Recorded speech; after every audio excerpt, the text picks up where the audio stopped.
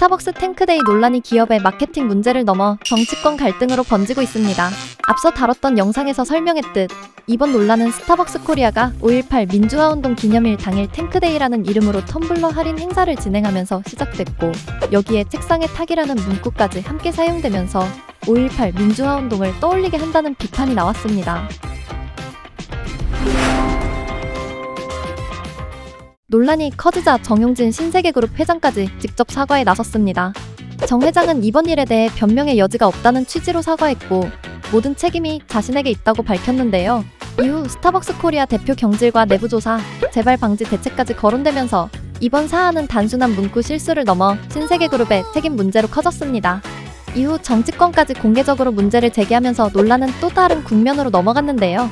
이재명 대통령은 공개 석상에서 강한 유감을 표했고, 윤호중 행정안전부 장관은 정부기관 행사나 국민 참여 이벤트에서 스타벅스 상품권을 제공하지 않겠다는 방침을 밝혔습니다.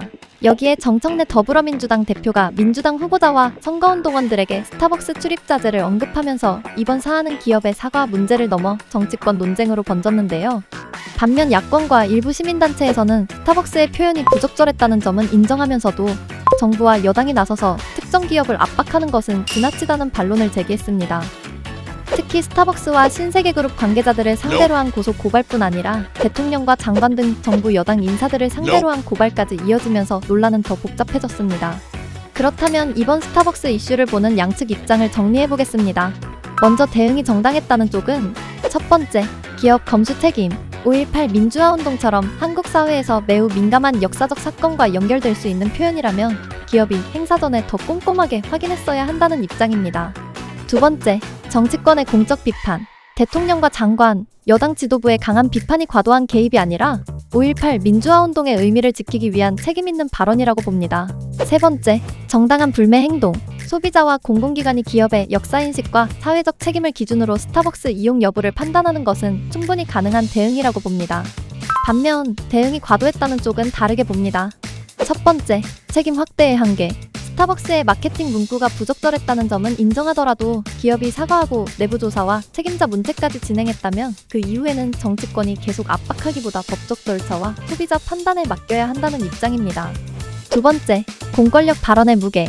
대통령이나 장관의 발언은 일반 시민의 비판과 다르기 때문에 특정 기업을 강하게 비판하고 정부기관의 상품 제공 배제까지 언급하는 것은 기업 입장에서 사실상 압박으로 느껴질 수 있다고 봅니다.